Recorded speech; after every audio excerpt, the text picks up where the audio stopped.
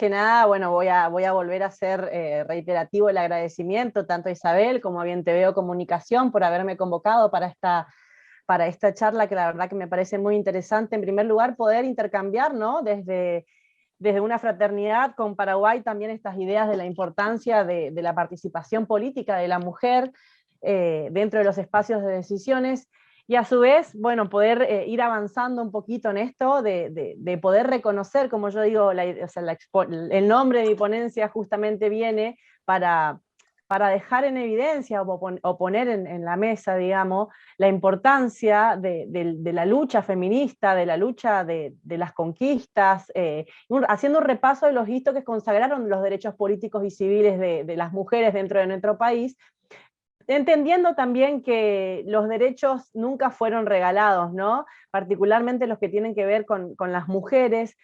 Por ahí las personas a veces no dimensionan la gran lucha que fue a lo largo de la historia para nosotras, tanto para nosotras como para las disidencias, ¿no? El poder hacer que se nos reconozcan derechos tan fundamentales como la vida misma, desde manifestaciones pacíficas hasta marchas cargadas de violencia. Las mujeres siempre tuvimos que exigir y luchar para que nuestros derechos sean reconocidos dentro de un pie de igualdad, ¿no? Y desde ese lugar es en el que vengo hoy a hacer un poquito de un repaso, si se quiere, de cómo fue evolucionando y por qué es tan importante la participación política de las mujeres en los espacios de decisiones, ¿no? Entonces, tener en cuenta en primer lugar que también al ir charlando un poquito, quiero ir de cierta forma también respondiendo a estas cuestiones que vinieron hablando en el chat, teniendo en cuenta las cuestiones del marketing político y cómo se ve la imagen de la mujer que participa en la política, ¿no? Entonces, entendiendo un poquito esto, saber que a lo largo de la historia de la humanidad encontramos muchas sociedades donde las mujeres fueron consideradas inferiores respecto a los hombres, ¿no? Entonces, en gran parte de las sociedades tradicionales, la educación de las mujeres se limitaba a aprender habilidades domésticas y se encontraban subordinadas siempre a la autoridad de algún hombre. En primer lugar, primero de sus padres y posteriormente a las de sus maridos, ¿no? Y si bien existieron en la historia civilizaciones que otorgaron a la mujer un papel de privilegio dentro de la sociedad, por ejemplo, las reinas egipcias, en la mayoría de las sociedades occidentales particularmente, las tareas asignadas a la mujer se limitaban al cuidado del hogar y la familia, ¿no? Entonces siempre la mujer quedaba relegada a los ámbitos privados, quedando la participación pública excluida y exclusivamente en manos de los varones. Entonces, siempre el papel de la mujer fue asignado dentro de la sociedad, fue definido históricamente tanto por la familia, el hogar y las tareas de cuidados, ¿no? Siempre las mujeres tenidas en cuenta como el papel de reproductoras, son ante todo madres. Su vida sexual gira en torno a ese papel. El deseo queda limitado en un segundo lugar y para lo único que sirven las mujeres es para procrear, ¿no? La sexualidad y la maternidad definidas como lugares centrales en la vida del estatus social de las mujeres, que son espacios también en base a eso de representación. Siempre, como dijo al principio la compañera, esta idea, ¿no? De que a las mujeres siempre se les asignó este modelo de la mujer dócil, la mujer pasiva, la mujer que entiende todo, la mujer sensible, ¿no? Que siempre hizo que se genere una cierta invisibilidad en los espacios públicos, restringiendo su ámbito de acción.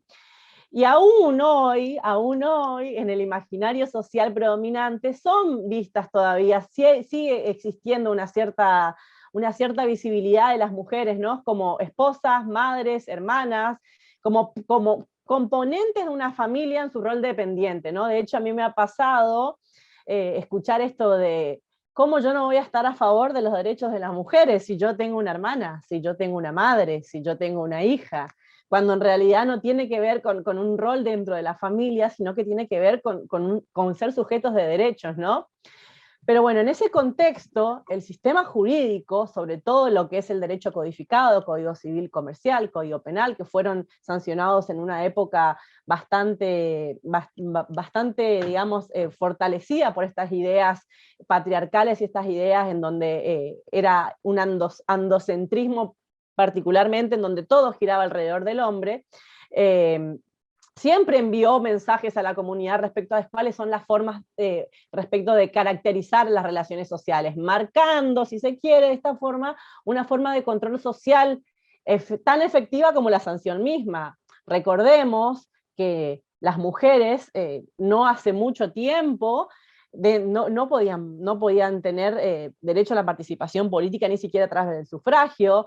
Lo que ha pasado con la ley de divorcio vincular, digamos, el paradigma que se irrumpió, porque hablar de divorcio era hablar de una mujer que no era bien vista, era una mujer que había roto con ese ideal de mandato de lo que debía ser y que el amor lo debía soportar todo y no importaba cómo tenía que seguir, pero tenía que seguir dentro de esa familia, ¿no? Entonces, en todo ese contexto, el Estado, de conformidad con esta supremacía masculina, ha elegido históricamente las cualidades valoradas desde un punto de vista masculino, incluso para la implementación y la construcción del derecho. Entonces, desde ese lugar, el derecho constituye el resultado de creencias que difunden y proyectan en el imaginario social un sutil sistema hegemónico binario ocultando la discriminación genérica que se consagran para las mujeres y agregando en esta etapa ya a las disidencias en las relaciones de subordinación, ¿no? Entonces, desde ese lugar, el derecho, concebido como una protección de la mujer, se convierte en una herramienta de transformación social. Y la importancia del avance de la legislación en los derechos referidos a las mujeres y a las disidencias en las últimas décadas es el resultado de esta lucha y de niveles de conciencia de un activismo de organizaciones que trabajan para reivindicar estos derechos de igualdad de las mujeres, ¿no? Desde su protagonismo en las estructuras políticas e institucionales como en los ámbitos privados. Entonces, haciendo este previo análisis, es importante para poder entender, digamos, cómo llegamos a donde llegamos en cuanto a la representación.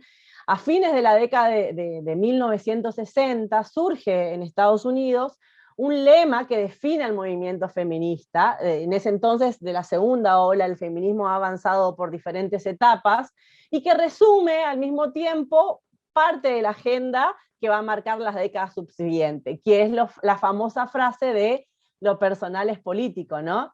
Entonces, luego de los cuestionamientos iniciales, las mujeres empezaron a reivindicar sus preocupaciones y reclamos profundamente políticos. Entonces fue como una etapa de despertar la conciencia, en donde en esta fue esencial, digamos, la búsqueda de experiencias comunes para, que requerían soluciones y cambios estructurales.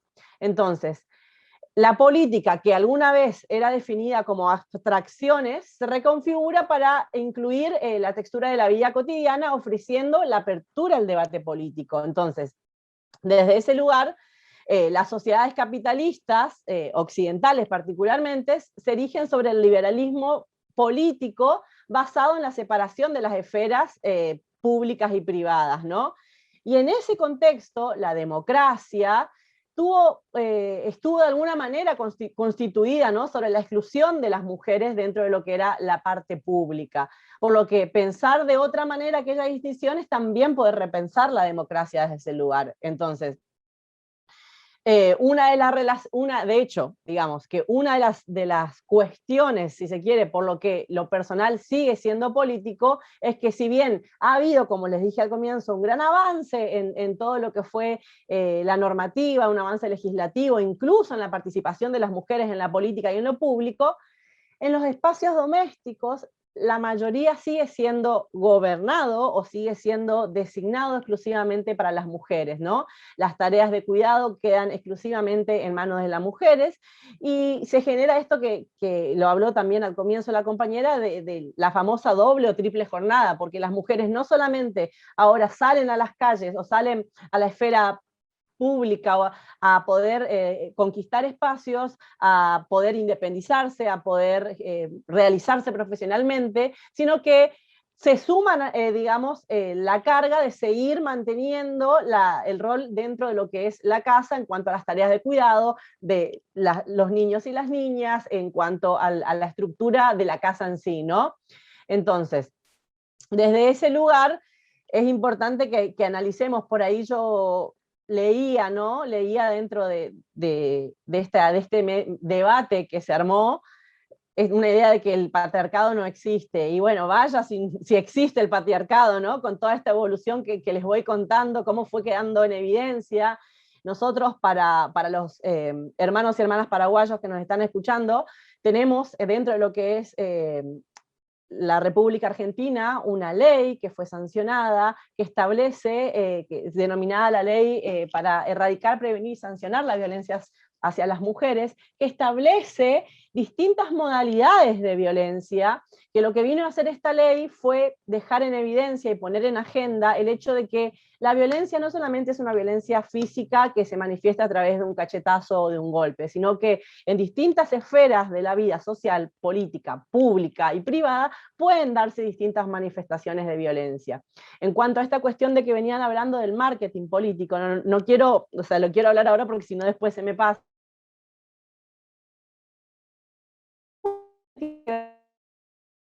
¿no?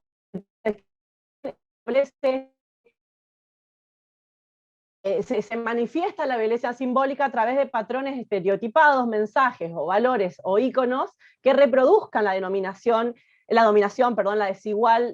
desigualdad y la discriminación en las relaciones sociales. Vaya si no existe violencia simbólica en las campañas de marketing político, porque siempre estuvo la idea de que la mujer debe ser relegada al espacio privado, y cuando una mujer toma un espacio de decisión, toma un espacio de poder, se le cuestionan, como bien lo decía Diana, cuestiones de la vida privada misma o que tienen que ver con las relaciones de cuidado. Fíjense si hacemos un análisis, sin caer en las cuestiones políticas partidarias, sino teniendo en cuenta la figura o el género de la representación, ¿no? En Argentina particularmente hemos tenido presidenta, hoy vicepresidenta, Cristina Kirchner, que en todas las cuestiones que tienen que ver con un análisis crítico siempre recae alguna cuestión que tiene que ver con la forma en la que se viste, con la forma de esto de hablar de que es una bruja, de que es una persona autoritaria, que tiene que ver con las cuestiones de los hijos y las hijas, que cuando hablamos de un candidato o una representación de una figura masculina son cuestiones que no se plantean, ¿no? Entonces, ponerle nombre hace que se genere sentido a esta situación. Y sí existe esta violencia simbólica dentro del marketing político, pero justamente ahí viene también el desafío social y cultural de poder generar, si se quiere, una mirada crítica para poder distinguir estos patrones dentro de esta forma de visibilizar, dejando de lado los estereotipos y focalizando las capacidades que tiene cada candidato o candidata más allá del género, ¿no? Y existe esta desigualdad de estructura de poder históricamente, no es algo que nosotros venimos inventando, es algo que está consagrado en normativa tanto nacional como internacional, por lo tanto también es deber del Estado otorgar las herramientas para visibilizarlo y para poder combatirlo, no es algo que nosotros venimos inventando, si se quiere, ¿no? Pero bueno, volviendo a lo que veníamos hablando un poquito, fíjense que en la República Argentina particularmente, la República misma nació en un contexto en donde no eran consideradas como ciudadanas las mujeres, ni las personas negras, ni los indígenas, eran personas que no tenían un estrato y de igualdad a la hora de hablar de derechos civiles, ¿no? Entonces, ya en el marco internacional, en la Revolución Francesa de 1789, las mujeres tampoco tuvieron espacio. De hecho, la Declaración de los Derechos del Hombre y del Ciudadano dice expresamente en su artículo 1, los hombres nacen y permanecen libres en igualdad de derecho, ¿no? Entonces, desde una cuestión simbólica, siempre, digamos, se tuvo una mirada androcentrista en donde el hombre era el derecho, la humanidad, lo humano nació a espalda de las mujeres, ¿no? Pese a los esfuerzos que hubieron de algunas mujeres, cuando luego de la Segunda Guerra Mundial comienza a construirse el concepto de derechos humanos como lo conocemos hoy, nace este derecho internacional de los derechos humanos y el silenciamiento y la exclusión de las voces de las mujeres fue más sutil, pero estuvo presente también, ¿no? Entonces, dejaron de hablar de por ahí de todos los hombres, pero seguimos hablando de todos los seres humanos que nacen libres en igualdad y derechos, ¿no? Entonces, el problema era que esta pretendida universalidad esconde la particularidad que sigue excluyendo a las mujeres. Como bien lo decía en sus textos Simone de Beauvoir, el universal es un universal masculino, entonces se toma la parte del varón como toda la humanidad. Entonces, desde ese lugar, analizar que no es algo que se instaura ahora, es algo que viene evolucionando, y desde ese lugar el hombre se transforma en ese paradigma, ¿no? Expropiando a las mujeres del espacio dentro de esa humanidad y construyéndola como sujetos tácitos. Existen, pero no se ven, no se nombran, están, y deben conformarse con encuadrar dentro de esa generalidad, ¿no? Entonces, institucionalizar el poder masculino sobre las mujeres, desoyendo sus experiencias y sus voces, es un problema, ¿no? Entonces, no obstante a esto, la participación de en la política de las mujeres, el acceso a los espacios de decisión, han estado presentes como un derecho fundamental en los textos de los distintos tratados internacionales de los derechos humanos. Entonces, desde ese lugar, ir analizando la evolución de lo que fue la importancia de la representación, ¿no? de generar espacios de poder.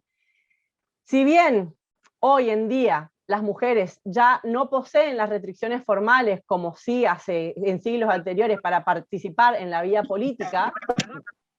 ¿Hola? ¿Se escucha bien?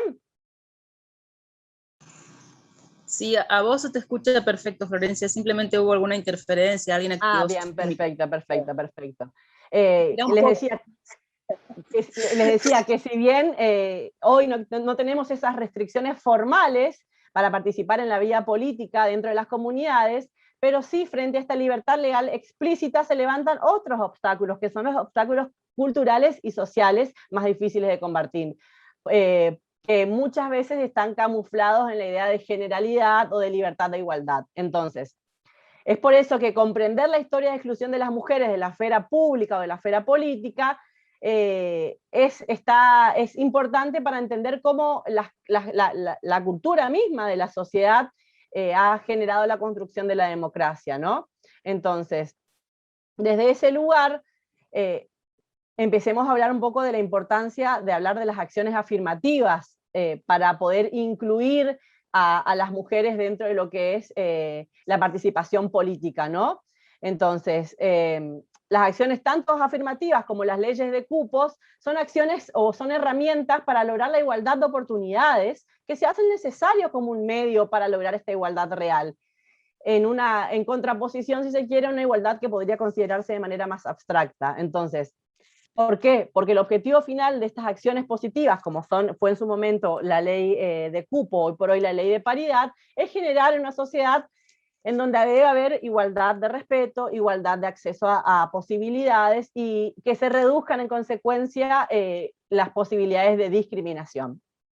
En Argentina particularmente, la ley 24012 es la que incorpora en el año 91 al Código Electoral de la Nación el famoso cupo femenino del 30%, ¿no? En donde se empieza a hablar de la representatividad de las mujeres en la lista de candidatos para cargos electivos como condición para poder oficializar estas listas. Luego, con la reforma del 94, esta decisión legislativa se fortalece, ¿no? Incorporando el principio de igualdad real de oportunidades entre varones y mujeres a través del artículo 37 de la Constitución Nacional, y obviamente posteriormente la incorporación de diversos tratados internacionales en donde se reconoce el derecho a la no discriminación y el derecho a la no violencia sobre la mujer. Tengamos en cuenta que Argentina se convirtió en el primer país en América Latina en aplicar un sistema de cuotas que garantice la participación política de las mujeres en el Congreso, ¿no? De hecho, fue un impulso para que varios países de la región aceleren la presentación de leyes similares. Esta ley de cupo estuvo vigente hasta las elecciones del año 2017, que inicialmente el cupo se aplicó para Cámara de Diputados, ampliándose también después en el 95 para Cámara de Senadores. Y en el año 2017 se sanciona la ley 27412, que es la ley de paridad de género en los ámbitos de representación política, que justamente lo que viene a hacer es a establecer que las listas de candidatos para diputados y senadores, incluso para el Parlamento del Mercosur, deben ser ubicados de manera intercaladas a mujeres y varones, desde el primer candidato titular hasta el último candidato suplente, ¿no? Entonces ahí se incorpora, si se quiere, una igualdad simbólica de representación, pero ahora viene otro tema que también lo venía hablando la compañera al comienzo, que es, bueno, ¿hasta qué punto esta ley de paridad generó la participación real de las mujeres dentro del espacio de decisión, dentro del espacio político? ¿Puede ser el derecho una herramienta de inclusión para las mujeres en la política? ¿Es la mejor solución? Y bueno, el derecho de las mujeres, el derecho es fundamental para que las mujeres puedan participar dentro de la política, ¿no? Y se le dé la puerta o se le abra la puerta para generar estos espacios a lugares de toma de decisiones. Pero creo que si bien las mujeres han ganado muchísimas batallas, muchas de ellas en el campo del derecho, hay otros campos que son más hostiles y que deben ser abordados. Uno de ellos tiene que ver con los partidos políticos. ¿Por qué? Porque si bien la ley de cupo establece la obligatoriedad de representación de las mujeres en las listas, la estructura de los partidos políticos no obliga a que los partidos políticos revisen críticamente los conceptos y la forma de constitución de esos partidos políticos, ¿no? Porque, y ahí entra a hablar esta cuestión de la importancia de hablar de quiénes encabezan las listas, porque sí, bueno, listo, la ley me exige que yo represente en un 50% al género femenino, pero no me establece cómo debo conformar esa lista. ¿Y qué pasa? En ese sentido, sigue habiendo una cuestión política en donde es necesaria revertir, si se quiere, el efecto cabeza de listas, ¿no? Porque cuando se elige un número impar de candidatos, no puede haber un 50% de ambos sexos, ¿no? Por lo tanto, el género que siempre va a encabezar la lista hace la diferencia. Y siempre siguen siendo los hombres quienes encabezan las listas, en la mayoría de los casos. Entonces, que los varones sean en gran medida los dueños de cabezas de listas, genera, digamos, los límites o demuestra los límites de la praxis políticas que impone al avance o que limita el avance de la igualdad de género en la representación efectiva de las mujeres en los espacios de decisiones, ¿no? Entonces, desde ese lugar es importante que analicemos esto, que veníamos hablando de la importancia de analizar que cuando una mujer entra a la política cambia y la agenda de las políticas públicas también van a ser modificadas porque se van a ver con otra perspectiva. Y en este lugar, si bien estamos hablando de las mujeres, de la importancia de ser parte de la vida pública, de pilares fundamentales en la construcción de una democracia fuerte, igualitaria, sin discriminación, no quiero dejar de lado de hablar que imagínense ustedes que si nosotras, las mujeres, venimos siendo excluidas, ¿qué pasa con las disidencias y las diversidades, ¿no? Que fueron totalmente invisibilizadas a lo largo de la historia, totalmente vulneradas, que fueron discriminadas en lo que fue la representación social generalizada, ni hablemos de lo que es la representación política, en donde hoy todavía no existe una representatividad para las diversidades, en donde también puedan exponer esta importancia de las problemáticas, de sus vivencias, para poder establecer en agenda. Si bien en Argentina ha habido un gran avance en cuanto a esta temática de las diversidades, desde lo que fue la ley de identidad de género, este último año hemos tenido el cupo laboral trans como una gran conquista, una deuda histórica que tenía el Estado, el reconocimiento de la necesidad de reivindicar estos derechos a las mujeres y a los varones trans. Todavía queda pendiente la incorporación a los espacios de decisión, no solamente de las mujeres, sino que de las diversidades. Entonces, analizar todas estas cuestiones, entender que la normativa es una herramienta fundamental para que las acciones positivas, para que podamos generar estos espacios, también replantearnos de manera social y cultural qué es lo que nos está faltando para que podamos tener en cuenta el liderazgo de las mujeres a la hora de representar una lista para poder acceder efectivamente a un espacio de decisión. Muchísimas gracias, bueno, espero haber sido bastante clara, traté de ser lo más rápida posible, sé que estamos todos y todas queriendo hablar, así que nada, espero que les haya sido útil. Muchas gracias.